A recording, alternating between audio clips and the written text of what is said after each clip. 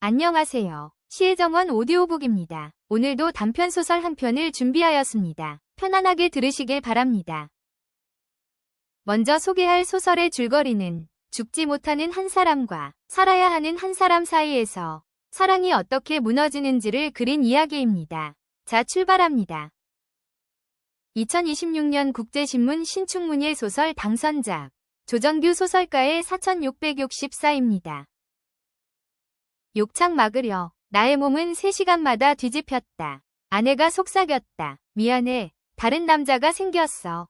17년입니다. 할 만큼 하셨어요. 산 사람은 살아야죠. 4664번째 뒤집기. 이 숫자를 잊어선 안 돼. 구멍 깊숙이 소리가 들어왔다. 다른 남자가 생겼다고 아내가 속삭였을 때 가장 먼저 떠오른 건 콜라가 엉겨 붙은 낡은 이불이었다. 두 번은 접히지 않을 정도로 두꺼웠다. 대학교 3번째 MT였나. 나와 아내는 술기운으로 발갛게 달아올랐다. 무슨 게임인지 기억나지 않지만 우리는 이불 아래 손을 넣은 채 서로의 손을 쥐락펴락했다. 게임 규칙에 따라 움켜잡은 아내의 손은 작았다. 누군가 벌칙을 받고 다시 손을 넣는 순간 아내 손등이 슬쩍 팔을 쓸었는데 그제야 나는 여자의 체온에 심장이 두근거리고 있다는 것을 알아챘다. 손을 쥐는 횟수가 늘수록 아내는 다른 종류의 사람으로 변했다. 규칙을 어기고 나는 힘을 빼야 할 때도 손을 쥐었다. 아내는 뿌리치지 않았다. 오히려 화답하듯 검지로 나의 손바닥을 쓰다듬었다. 여자 경험이 없던 나는 작은 손가락 하나에 무방비로 녹아내렸다. 은밀한 스킨십으로 게임은 금세 엉망이 되었다. 누군가 그냥 술이나 마시자고 소리쳤을 때도 우리는 손을 놓지 않았다. 눅눅한 이불에 부드러운 손길. 어지러운 술바닥 위로 깨끗하게 달아오른 20살의 겨울. 그런 꿈같은 장면을 뒤로하고 아내는 새로운 사랑을 시작하려 한다. 짧은 고백을 마친 아내는 연인의 정체를 말하려다 입을 닫았다. 늦은 시간이었다. 어제부터 초침 소리가 들리지 않았다. 무음시계로 바꾼 듯했다. 아내는 이불을 펴고 거실과 안방 불을 껐다. 언젠가부터 아내는 바닥에서 잠을 잤다. 침대 사이즈가 작은 탓도 있지만 나와 살을 맞대는 걸 불편해했다. 곧 뒤척이는 소리가 들렸다. 이불 쓸리는 소리가 2분에서 3분마다 계속됐다. 아내는 쉽게 잠들지 못했다. 이불의 저음이 점차 멀리서 들리는 굴착기 소리와 겹쳤다. 집안을 뚫는 천공기 소리는 노크처럼 시작되었다가 몇 분 만에 총탄음처럼 귓전을 때렸다. 공사장 소음은 밤낮을 가리지 않고 수시로 들렸다. 잠잠하던 아내도 불편하게 신음했다. 굴착기 소리에 장단 맞춰 가슴을 치기도 했는데 꼭 나를 향한 시위 같았다. 아내와 대치해 봐야 좋을 건 없었다. 기다리는 수밖에 없었다. 시간이 흐르면 아내는 평온하게 잠들 것이다. 1초, 10초, 100초, 550초. 아내의 세근대는 소리가 들렸다. 얼마나 깊이 파려는지 굴착기는 멈추지 않았다. 볼륨이 낮아지고 빈도가 줄어도 여전히 거슬렸다. 벌써 반년 넘게 이어진 소리였다. 처음에는 대대적인 공사로 짐작했다. 재개발 중이라는 소식은 들었지만 한밤중에도 공사를 멈추지 않는 이유는 알 수 없었다. 상식을 벗어났다. 현장을 확인할 방법도 없었다. 굳이 가정하자면 대화가 통하지 않는 모든 소음은 환청이라고 설명하는 것이 설득력 있었다. 그리고 나는 설득되었다. 나에게 환청이라니 왜? 내 삶에 특별한 것은 모두 아내와 관련 있었다. 환청은 특별했다. 특별한 환청이라면 결국 아내가 원인일 것이다. 관련이 있으니 원인일 것이다. 라고 믿었다. 소음이 있으면 아내가 있다. 혹은 아내가 있으면 소음이 있다. 약한 소음, 강한 소음, 온화한 아내와 화난 아내, 저음과 고음, 행복한, 슬픈, 온갖 조합에도 답을 찾을 수 없었다. 생각이 깊어질수록 해결할 수 없는 문제를 해결하기 위한 무의미한 생각이 멈추지 않았다. 자정이 훨씬 넘었을 텐데 도통 잠이 오지 않았다. 꼬리를 무는 망상은 정체불명 남자에 맞물려 대학생 시절을 떠오르게 했다. 아내의 새로운 사랑이 그때와 어떻게 다를지 궁금했다. 너는 언제 살아있다고 느껴? 아내의 질문이었다. 공인받지 못한 철학이라면 나나 아내나 일가견이 있었다. 교양 수업으로 서양 철학사를 들으며 우리는 삶과 죽음에 대해 논쟁하곤 했다. 진지한 의문이 있었던 것은 아니다. 논거도 없었다. 심오한 단어를 그럴듯하게 조합해 어설픈 문장 하나 만드는 것으로 충분했다. 우리는 대학로에서 연극을 보고 습관처럼 삶과 죽음을 이야기했는데 딱히 연극 내용이 철학적인 것도 아니었다. 살아있다는 느낌? 나는 답했다. 그것을 알려면 왜 살아야 하는지를 먼저 알아야 한다고 했다. 인간은 껍데기가 있는 한 이상을 실현할 수 없으니 삶은 무가치하다고도 했던가. 아내는 질문의 의도를 파악하지 못했다고 핀잔했다. 가치 없는 삶? 그럼 죽을 거야? 어차피 살 거잖아. 아내는 난해한 질문에 당연한 해답을 제시하며 미소 지었다. 날 서지하는 온화한 표정이었다. 죽음을 말하면서 아내는 웃었다. 조롱했고 가르쳤고 격려했다. 대화의 소스라고 해봐야 교수가 정리해준 PPT 자료가 전부라서 우리의 논쟁은 말다툼에 가까웠지만 아내의 미소만큼은 완벽하게 철학적이었다. 그날 아내의 미소가 사색만 담은 것은 아니었다. 원초적이고 형이하학적인 것이 떠오를 만큼 매력적이기도 했다. 나는 용기 내어 내 평 남짓 조그만 자취방에 아내를 초대했다. 방이라고 할 만한 곳에 단둘이 있는 것은 처음이었다. 사귄 지 한 달이나 지났을까? 그때만 해도 우리의 스킨십은 입술에 정체되어 있었다. 폐쇄된 공간에서 야릇한 압박감이 느껴졌다. 어떤 말을 해도 어색했지만 어떤 말이라도 이어야 했다. 즉흥적인 상황에 미천은 빠르게 바닥났다. 말을 대신할 적당한 소음이 필요했다.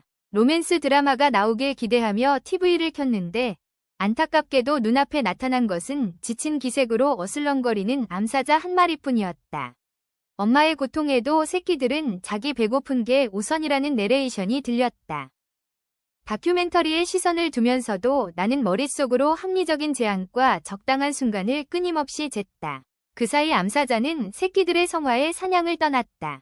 사냥법은 단순했다. 사냥감보다 빨리 달리면 먹을 것을 얻었고 앞지르지 못하면 굶어야 했다. 속도가 중요했다. 한 달은 잃은 감이 있었다. 둘 다 연애는 서툴렀다. 100일 정도가 적당하긴 했다. 출산 후유증으로 암사자는 걸음이 느렸다. 주의력이 산만한 새끼 누를 발견한 건 행운이었다. 암사자는 단번에 누의 목을 물었다. 작은 화면의 피번벅에 누가 여과 없이 재생되었다. 빨간 핏물이 바닥에 고였고 새끼 누는 숨을 헐떡이며 눈물을 흘렸다. 나는 아내가 눈물을 보일 만큼 보수적이지 않기를 바랐다. 사귀어 본 남자가 없다고 했던가. 아내는 덤덤하게 화면만 보았다. 사람이나 사자나 부모만 고생한다고. 나는 다음 단계를 위한 가벼운 말을 던졌다. 아내는 풀죽은 목소리로 중얼거렸다. 고생할 기회조차 없었어. 쟤도 선택할 수 있었다면 기꺼이 고생했을 거야. 아내가 본 것은 사자도 죽은 새끼 누도 아니었다. 1초도 안 되어 화면에서 사라진 어미누였다. 울고 있다고 했다. 새끼 대신 죽는 방법을 몰라서 발만 구른다고 했다. 화면 밖에 화면이었다. 아내는 볼 수 없는 곳을 보았고 나는 볼 수 있는 곳에서 아내의 상상을 상상할 뿐이었다. 초조했다. 사자든 누든 중요한 건 따로 있었다. 절벽 같은 대답에 나는 말을 잃었고 속절없이 TV를 보며 다음 기회를 모색했다. 아내는 불어 내 시선을 피했다. 우리는 조용히 맥주를 마시며 다큐멘터리에 집중했는데 뜻밖의 행운이 찾아왔다. 마치 약속이라도 한 것처럼 수사자가 나타난 것이다. 수사자는 내게 윙크를 보냈다. 온 우주가 나와 아내의 결합을 원했다. 그 끝을 다 알고 있으면서도 독수리 떼가 누 사체를 처리하는 동안 수사자는 무심하게 암사자 뒤편에 올라탔다. 아름다운 사랑이 시작됐다는 내레이션과 달리 내 눈에는 욕정 가득한 수컷 짐승만 보였다. 침 삼키는 소리가 커졌다. 힘겨운 사냥에 암사자는 지쳤다. 새끼들은 신나게 흙바닥을 뒹굴었다. 그 순간 나도 안다. 타이밍이 아니었다. 변명하자면 처음이라 그랬다. TV라도 껐으면 덜 후회했을 것을. 나는 암사자와 아내를 번갈아 보며 말했다. 우리도 할까?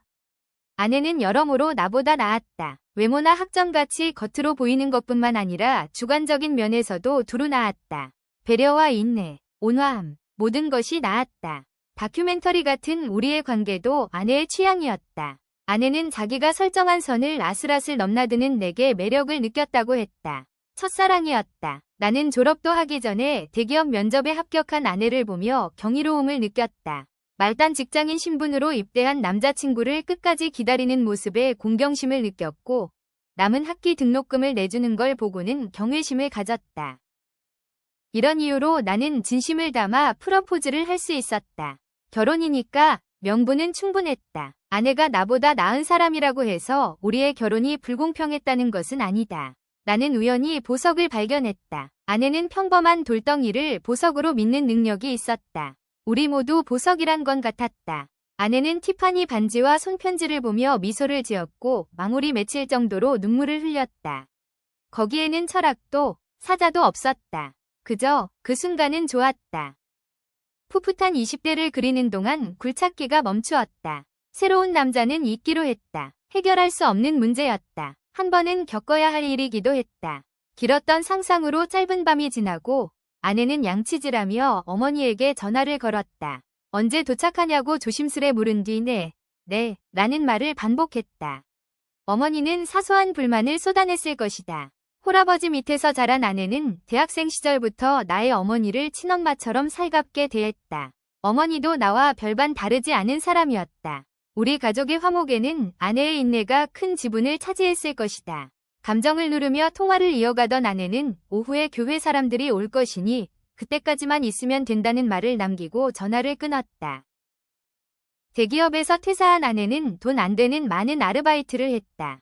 다행히 요새는 안정적인 일을 찾은 듯 했다. 평일에는 집에서 동영상을 편집했고 주말이면 구립도서관으로 출근했다. 언젠가부터 교회를 다니기도 했는데 아내의 새로운 남자는 도서관 아니면 교회에 있을 가능성이 컸다. 아내가 떠나고 어머니는 아침 내내 TV만 봤다. 트로트 가요의 욕설이 난무하는 영화 대사가 들렸다. 오늘 경기 결과에 따라 롯데의 프로야구 정규 시즌 우승이 결정된다는 스포츠 뉴스도 들렸다. 어머니는 내게 한마디도 꺼내지 않았다. 거실에서 달그락거리는 소리를 내며 자꾸 무언가를 떨어뜨리기도 했다. 어휴, 탄성과 함께 어머니는 TV를 껐다. 더는 소음이 없었다. 시간은 느리게 흘렀다. 오후에 교회 소모임 사람들이 도착하자 어머니는 인사도 없이 집을 나섰다. 오늘은 5명이었다. 어른 셋의 아이가 둘이었다. 토요일이면 멤버를 달리하여 교인들이 우리 집을 찾았다. 아이 중 한 명은 단골 은희였고 다른 아이는 은희보다 앳된 목소리에 누군지 알 수 없는 꼬마였다. 콧노래로 찬송가를 부르는 남자는 인솔자 부목사였다. 단골이었던 은희 아빠의 목소리는 들리지 않았다. 은희와 부목사는 익숙하게 합을 맞추어 나의 몸을 뒤집고 요를 받았다. 함께 온 꼬마가 이건 뭐예요? 저건 뭐예요? 호기심 어린 목소리로 질문을 쏟아냈다. 부목사가 내 가슴에 손을 얹고 작은 소리로 기도할 때도 철없는 꼬마는 이렇게 누워있는 것과 죽은 것의 차이가 무엇냐고 묵직한 질문을 던졌다. 부목사는 멀쩡히 살아있는 사람에게 예의 없이 굴지 말라며 꾸짖었다. 영원한 축복이 있기를 바란다는 말로 기도가 끝났고 꼬마는 어차피 듣지도 못할 텐데 반항기 어린 목소리로 중얼거렸다. 꼬마 말대로 듣지 않는 편이 나았다. 벌써 2년째다. 축복은 없었다. 영원만 익숙했다. 만약 영생을 원하는 사람이 있다면 그에게 필요한 것은 영원을 순간처럼 느낄 감각기간뿐이다.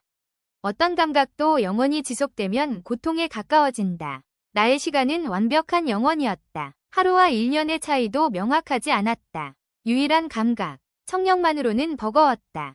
넋 놓고 있으면 시간이 흐른다는 느낌마저 잃었을 것이다. 욕창을 방지하기 위해 나의 몸은 3시간에 한 번씩 뒤집혔다. 나는 시간을 가늠하기 위해 뒤집히는 횟수를 셌다. 요양장소를 집으로 옮기면서 생긴 습관이었다. 3시간은 하나의 인생이었고 3시간이 지나면 다른 인생이 시작되는 것으로 믿었다. 영원을 순간처럼 느끼기 위한 꼼수이기도 했다. 3시간 중 처음 1시간은 몇 번째로 뒤집혔는지 횟수를 암기하는 것으로 보냈다. 처음 2자리 숫자까지만 해도 쉽게 외울 수 있었지만 1000단위를 넘기고 숫자가 복잡해질수록 헷갈리지 않으려면 1시간은 암기해야 했다. 비효율적이어도 게을리할 수 없었다. 이 숫자를 읽는 순간 꼬마의 말대로 나는 시체와 다를 바 없게 될 것이다. 이렇게 1시간이 지나면 다음 1시간은 자유로이 지난 날을 회상하는 것으로 보냈다. 좋은 일과 나쁜 일, 아내의 체크무늬 스웨터와 베이지색 숄더백, 암사자, 옅은 갈기, 그리고 그건 뭐였더라. 정성껏 저항해도 기억은 흐려졌다. 마지막은 다음 뒤집기를 기다리는 시간이었다. 쓸쓸한 황혼기였다. 이런 과정으로 몸이 8번 뒤집히면 하루가 지난 것이고 240번 뒤집히면 한 달이, 2920번 뒤집히면 1년이 지난 것이다. 나는 조금 전 은희와 부목사에게 4664번째 몸이 뒤집혔다.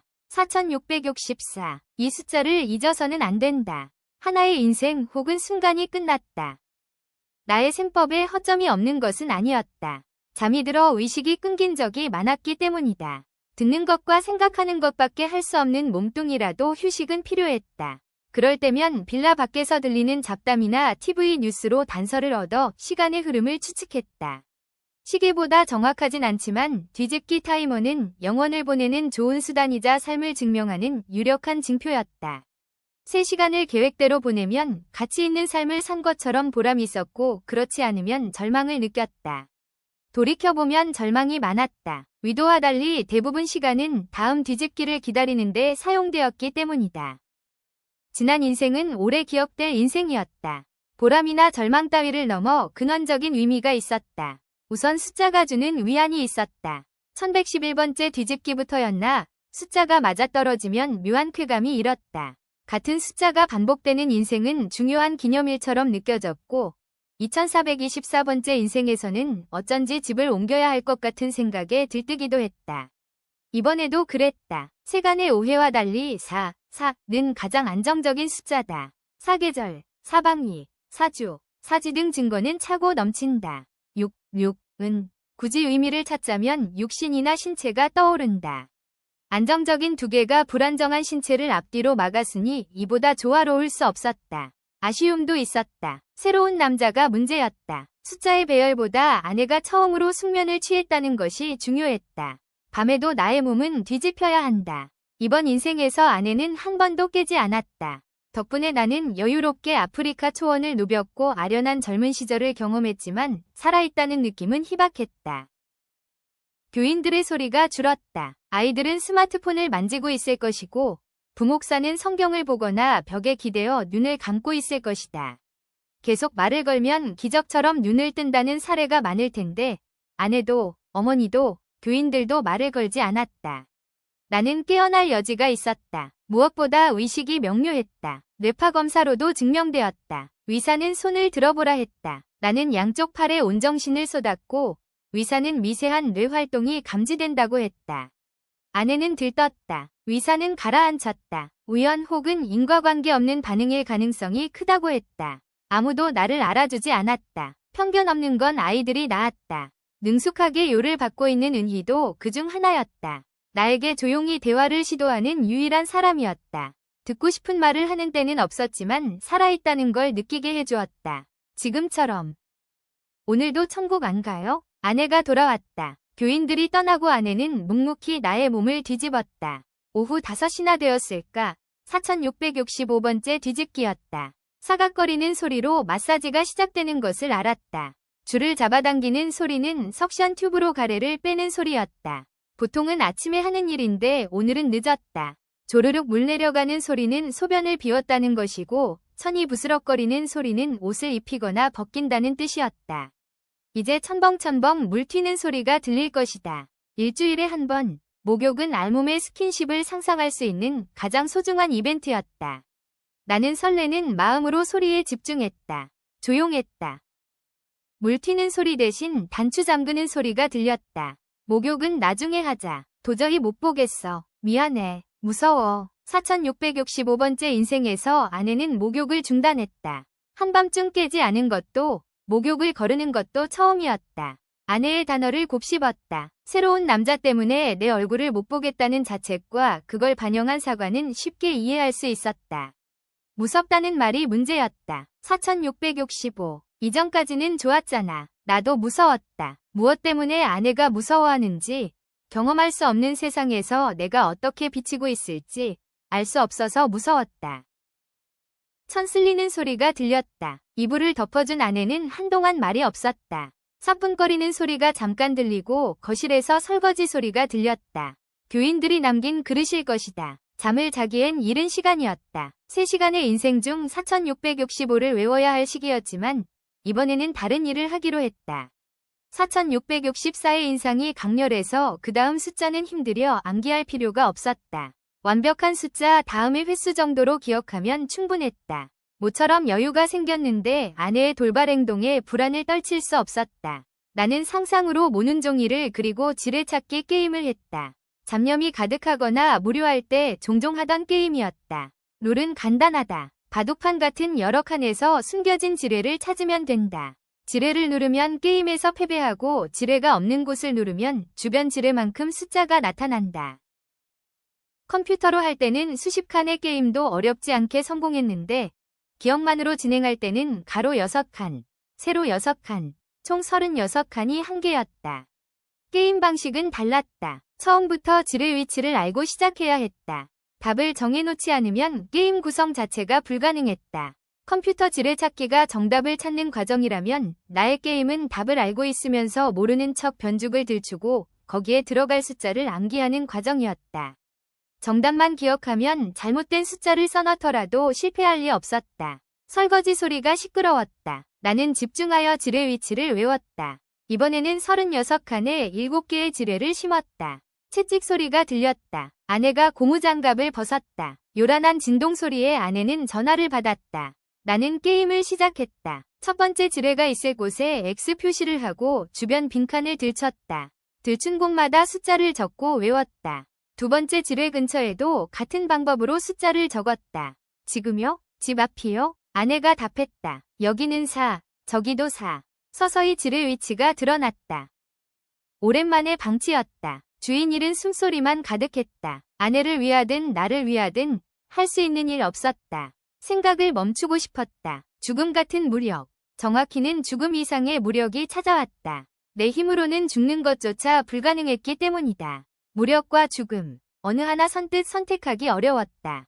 물론 아내를 위한다는 명분만 있으면 죽음을 받아들일 의향은 있었다. 위식이 끊기는 짧은 순간만 견디면 아내를 잃는 대신 무력과 영혼에서 벗어날 것이다. 그러나 지금은 아니다. 죽음은 아내를 향한 나의 위지여야 한다. 다른 남자의 등장 따위가 원인이어서는 안 된다. 삐걱대는 소리가 들렸다. 문이 열렸다. 두 명의 인기척이 느껴졌다. 아내의 소곤거림 가운데 익숙한 남자 목소리가 섞였다. 차분하고 중후한 은희 아빠의 목소리였다. 그리고 긴 대화가 시작됐다. 세 번째 결혼기념일. 아내와 나는 푸른 네온 조명 아래 은은한 스모그가 퍼지는 레스토랑에서 이제 아이를 가지는 게 어떨까? 걱정과 설렘을 담아 한참을 이야기했다. 곧 새로운 미래가 결정되었고 우리는 모처럼 분위기를 내어 이름 모를 와인을 3병이나 비웠다. 무대 위 재즈 연주는 감미로웠고 적당히 올라간 체온은 초겨울 추위와 완벽한 균형을 이루었다. 택시를 타고 집으로 가는 길, 옥외 광고판 위로 마치 이 순간을 기다린 것처럼 좁쌀만한 첫눈이 내렸다. 아내는 잠들었고 나는 차창밖 풍경을 찍으려고 스마트폰을 찾았다. 바지와 외투의 모든 주머니를 뒤져도 만져지는 것이 없었다. 평소처럼 아내가 챙겨두었을까? 화장품과 거울, 볼펜, 노트, 목도리로 수북한 숄더백을 뒤적거렸다. 어두웠다. 그렇지. 실내등을 켜야지. 이제야 모든 게 제대로 보였다. 여전히 아내는 머뭇거렸고 남자는 부드러운 목소리로 말했다. 은희도 허락했어요. 이제 놓아줍시다. 주변이 밝아지고 모든 게 선명하게 보이는데 유독 스마트폰만은 찾을 수 없었다. 진눈깨비 사이 휘날리는 옥외 광고판만 오래 바라보았다. 이윽고 섬뜩한 발파음이 들렸다. 굴착기였다. 나는 창을 열고 소리나는 곳을 바라보았다. 차도 옆에 깨끗한 공사장이 있었다. 굴착기는 굉음을 내며 모래를 뚫고 있었다. 신기한 장면이 아닐 수 없었다. 첫눈 내리는 결혼기념일에 공사장 한가운데서 모래를 뚫는 굴착기라니 영상에 담아 아내에게 보여주고 싶었다. 스마트폰. 포기하기엔 일렀다. 다시 숄더백과 외투를 뒤졌다. 처음부터 없던 것은 아닌지 아름답기만 했던 레스토랑에 실수로 두고 온 것은 아닌지 불안한 기운이 스멀거렸다. 큰 소리로 스마트폰을 외치던 그때 아마 아내가 눈을 떴던 것 같다. 남편이 무서워요. 눈동자가 사라지고 다리는 새까맣게 타고 있어요. 눈을 뜬 아내는 다시 잠들었다. 과음 탓인지 코를 골기도 했는데 굴착기 소리와 쿵짝쿵짝 장단이 잘 맞았다. 그 다음 기억은 없다. 정신을 차리고 처음 들린 것은 이럴 바에야 죽는 게 낫겠다는 어린 꼬마의 음성이었다. 은희, 그 작은 계집애. 죽는 게 낫겠다고? 남의 인생 그렇게 쉽게 평가하면 안 된다. 죽는 게 나아도 죽을 수 없는 사람의 비통함을 어찌 알겠는가. 내가 할 수 있는 일은 수능뿐이었다. 오늘 숨을 쉬면 내일도 숨을 쉬어야 했고 내일의 숨을 위해 오늘도 숨을 쉬어야 했다. 영원히 익숙해졌다. 증오는 없었고 열망도 사라졌다. 17년입니다. 할 만큼 하셨어요. 남자의 중얼거림이 거슬렸다. 조용히 좀 하라고. 생각 중이잖아. 어쨌든 아내는 나와 함께여야 한다. 2년이든 17년이든 세상의 시간은 중요하지 않다. 아닐 거야. 2년이라니까. 참으로 소박한 욕망이 아닐 수 없다. 맞지? 아직 2년이지. 아내라면 충분히 실현해 줄 수 있는 아주 작은 소망. 그 쉬운 걸 아내가 버거워한다는 걸 알았을 때 나는 행복했던 과거를 떠올릴 수밖에 없었다. 행복했던 시절의 마지막 장면. 시끄러운 공사장 소리를 대신해 고주파 진동이 시작됐다. 굴착기 소리를 밀어낼 정도로 볼륨이 높았다. 피익. 귀로는 수음할 수 없는 높은 톤의 비명이 아내의 입에서 터져나왔다. 무슨 대화를 나눌지 궁금하여 귀를 기울였으나 언어는 없고 신음만 가득했다. 20살이 정수가 담긴 아내의 탄성, 교태의 극치였다. 시간은 멈추었다. 졸렸다. 잠이 들었다. 잊었다. 소리가 들렸다. 뒤집혔다. 4660 얼마였더라. 기억에 자신이 없었다. 아내에게 새 남자가 생긴 건 분명했다. 누구일지 궁금했다. 그러고 보니 비슷한 생각을 했던 것 같은데 데자비인가? 긴 꿈이었지만 깨자마자 첨벙대는 소리가 들려 금세 잊혔다. 낮은 수압으로 바가지에 물을 담기까지 3초가 걸렸다. 조심스러운 볼륨으로 물방울이 튀었다. 눈뜨고 싶은 욕망이 들끓었다. 차분하게 수건 쓸어 올리는 소리가 들렸다. 정성이 느껴졌다. 마사지 소리가 끝나고 문 밖으로 저녁 뉴스가 들렸다. 롯데가 정규 시즌 우승을 확정했다. 오늘의 우승인지 10년 만의 우승인지 알 수 없었지만 누구에게나 시간은 공평하게 흘러 결과를 만들어냈다. 목욕을 마친 아내는 처남과 전화했다. 하나뿐인 아내의 혈육이었다. 대화의 행간을 보아 1시간 내로 우리 집에 방문할 예정이었다. 아내가 급하게 목욕시킨 이유였다. 통화는 짧게 끝나지 않았는데 어찌된 일인지 처남은 교인 몇 명과 같이 오겠다고 했다. 베개를 바로 잡듯 솜이 퍼지는 소리가 들렸다. 아내는 침대에 걸터앉아 말이 없었다. 어디를 보고 있을지 궁금했다. 휴대폰 진동이 울렸다. 불안했다. 14번이 진동해도 아내는 꿈쩍하지 않았다. 고민하는 듯했다. 휴대폰을 들고 자리에서 일어나 안방을 걸었다. 몇 분 만에 손에 쥔 휴대폰에서 진동이 울렸고 이번에도 아내는 반응하지 않았다. 고마웠다. 2번이 거절은 나를 위한 배려였다. 아내는 끝내 3번째 전화를 받고 내와 모르겠어요가 전부인 대화를 시작했다. 통화는 금방 끝났다. 아내는 침대를 지키며 생각에 잠겼다. 귓가에 아내의 숨소리가 들렸다. 무슨 대화를 했을지 상상했다. 아내의 톤은 낮았고 발음은 어눌했다. 상대방 말을 거스르는 느낌은 아니었다. 첫 경험 때 아내의 대답이 떠오르는 말투였다. 우스꽝스러운 질문에 아내는 당황했다. 와 근데라는 말만 몇 번이고 더듬거리며 반복했다. 답은 정해져 있는데 그것이 아내의 진의인지 알 방법도 없는데 나는 기어이 아내에게 승낙을 강요했고 아내는 마지못해 어깨에 기대어 소곤거렸다. 미안해. 처남은 이름 모를 꼬마 아이와 왔다. 처남과 꼬마 그리고 은희 가족까지 거실에서 아내를 포함한 5명의 목소리가 들렸다. 결혼식 후로 처남을 본 적은 없었다. 이듬해 대학교를 졸업하자마자 유학을 떠났는데 지금쯤 한창 석사를 마무리할 시기였다. 늦은 시간이었다. 처남은 은희 가족에게 사과했다. 급한 일이 생겨 새벽 출국으로 일정이 바뀌었다고 했다. 어른들은 무언가 합의를 시도했다. 2명의 아이는 증인이었다. 은희는 어른스럽게 아빠를 따르겠다고 했다. 다른 아이는 초등학생의 억양과 말투로 모르겠다는 말만 되풀이했다. 30도 안 되었을 처남에게 줄곧 아빠라는 명칭을 사용했다. 대체 2년 사이 무슨 일이 있던 걸까? 5의 의견이 모이자 무거운 이야기가 오고 갔다. 평소와 달리 아내가 대화를 주도했다. 눈물이 강간 섞인 일방적인 독백이었다. 아내는 어제 겪은 일처럼 생생하다고 했다. 당장 하지 않아도 되는 일은 없었다. 뒤를 돌아볼 여유도 없었다. 눈앞의 과제만 따라가다 보니 벌써 오늘이 되었고 긴 세월이 마치 하루 같았다고 했다. 굴착기가 필요했다. 화강암을 때려 부술 만큼 강한 굴착기가 필요했다. 귀를 부수고 싶었지만 공사는 이미 끝났다. 모든 소음은 고운 모래 아래 고요하게 가라앉았다. 아이들은 말이 없었고 처남은 크고 작은 한숨으로 대꾸했다.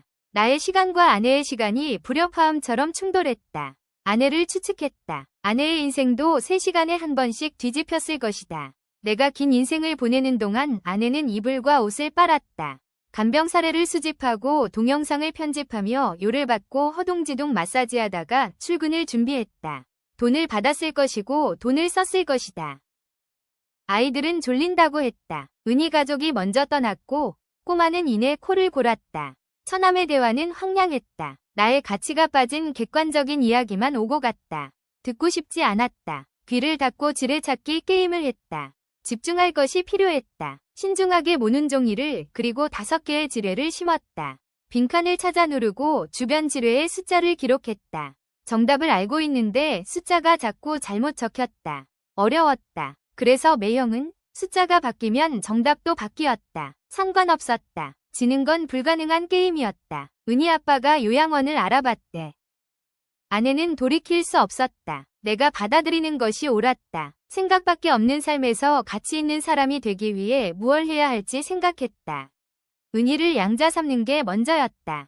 그래서 양자로 삼았다. 은희는 나의 딸이다. 아내의 삶에 아무런 영향이 없는 선언이었다. 나의 선언으로 영향을 받을 사람은 오직 나뿐이었다. 선언을 통해 나는 가치 있는 사람이 되었다.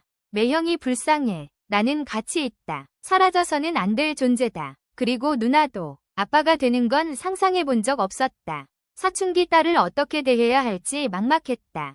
은희라면 장소가 바뀌어도 나를 찾아 몸을 뒤집을 것이다. 속삭이는 내용도 달라질 것이다. 모르겠어. 어떤 게 내 진짜 마음인지. 은희는 내 딸이다. 아빠가 2명이다. 나는 아내의 남자를 뭐라고 불러야 할지 생각했다. 명칭이 있긴 한가? 누구라도 상관없었어. 은희 아빠 아니었으면 다 같이 죽었을지도 몰라. 적당한 단어가 떠오르지 않았다. 서로 부를 일이 없기를 바랐다. 내키지 않지만 남자를 인정하기로 했다. 아내의 행복을 위해서였다. 나의 가치가 한 단계 높아졌다. 생각은 내가, 행동은 남자가 한다. 이 정도면 누구도 불리하지 않았다. 좋은 생각이었다. 뿌듯했다. 뿌듯했고 그 다음은 몰랐다. 허공이 차가운 소리를 냈다. 가치는 문제가 아니었다. 외로웠다. 울고 싶었다. 소리 내고 싶었다. 나는 계속 숨 쉬고 싶었다. 그런 말 하지 마. 그래도 살아야지. 살아있는 사람은 자정이 지났다. 처남은 새벽 비행기를 탈 것이라며 꼬마를 안고 나갈 채비를 했다. 아내는 배웅하지 않았다. 고요했다. 아내 위치를 찾을 수 없었다. 어디선가 생각을 정리하고 있을 것이다. 생각할 시간이 없어도 나보다 많은 생각을 했을지 모른다. 정막 가운데 들리는 소리가 있었다. 나는 아내가 들렸다. 들으려 하지 않았던 소리였다. 연민의 총량을 빼앗길까 두려웠던 소리였다. 몸이 뒤집혔다. 아내에게 한마디를 남길 수 있다면 무얼 남겨야 할지 고민했다. 주어를 정할 수 없었다. 익숙하지 않은 소리를 들었다. 마사지 소리보다 톤이 높았다. 2초 간격으로 스르륵. 아내가 내 얼굴을 매만지는 소리였다. 20살이 예쁘장한 여자아이가 떠올랐다. 살며시 손등이 스칠 때 사각거리는 소리를 들었다. 긴 터널을 걸으며 우리는 손을 놓지 않았다. 어두웠다. 나는 생각에 갇혔고 아내는 시간에 갇혔다. 이해한다. 이해하기로 했다. 이미 모든 것을 알았지만 할 수 있는 게 없어서 몰랐을 뿐이다. 결국 나는 누워있기로 했다. 할 수 있는 일을 찾은 것이다. 의미나 가치는 접어두기로 했다. 실천 없는 생각만 고착시킬 뿐이었다. 바라는 것을 지웠다. 이별할 때가 되었다. 생각은 그만하고 시체처럼 누워있기로 했다. 결심을 마쳤다. 비웃음이 들렸다. 내가 만든 소리였다. 복부를 가르고 한꺼번에 쏟아지는 구더기 때처럼 온갖 생각이 터져나왔다. 몸이 뒤집혔다. 아내는 늙고 병든 첫사랑을 바라보았다. 서럽게 울다가 고개를 숙이고 귓가에 속삭였다. 이제야 말해서 미안해. 다른 남자가 생겼어. 나는 문득 콜라가 엉겨붙은 낡은 이불이 떠올랐다. 대학교 첫 MT였나? 이불 아래 손을 넣고 손바닥을 쓰다듬었던 시절이었다. 아내도 기억할 것이다. 그때의 장면이 남아있다면 조금은 더 인내할 수 있지 않을까? 아내의 고백에도 나는 선택할 수 없었다. 죽고 싶은 이 시간이 조금만 더 유지되기만을 바랐다. 나는 조심스레 되물었다. 이해해. 그래도 혹시나 해서 묻는 건데 꼭 그래 달라는 건 아니고 조금만 더 시간을 줄 수는 없겠지. 대답을 기다렸다. 사각거리는 소리가 멈추고 단추 푸는 소리가 들렸다. 마사지가 시작될 것이다. 몇 번째 뒤집기인지 떠올리다 숫자 암기의 이유를 잊었다. 기다림이 우선이었다. 아내의 따뜻한 손길을 떠올리며 대답을 기다렸다. 듣고 싶은 말이 아니어도 상관없었다. 마지막 선택의 시간이 다가왔다. 아내는 순간을 영원처럼 견디었다. 몸을 뒤집는 것만으로 아내는 과한 애정을 보여준 것이다. 거기에 한마디만 더 해준다면 욕심인 줄 알지만 나의 존재 이유는 충분했다. 당신과 함께여서 행복했다는 거짓말 같은 속삭임이건 내 인생 돌려내라는 불평 섞인 회한이건 무슨 말이건 한마디면 충분했다. 부디 한마디만 들리기를. 대답을 기다리다 오래 기다리다 아무런 답도 얻지 못한 채 4664번째 뒤집기. 그래, 이 숫자를 잊어서는 안 된다. 나도 모르는 사이 잠이 들어 꿈인지 현실인지 분간하지 못한 채 마지막 의식이 끊기기 전에 4664. 4664. 여러분, 조정규 소설가의 4664. 잘 감상하셨습니까? 저는 이 작품을 통해 살아있음이 곧 삶이 아님을 가장 처절하게 증명한 이야기. 시간은 누구에게나 흐르지만 그 속도는 사랑마저 갈라놓는다. 붙잡고 싶은 것은 기억이고 떠나야 하는 것은 사람이다. 결국 남는 것은 끝내 전해지지 못한 한마디의 침묵이라는 것을 느꼈습니다. 여러분의 의견은 댓글로 남겨주세요. 구독, 좋아요는 저에 대한 사랑입니다. 감사드리며 오늘도 멋진 시간 되세요.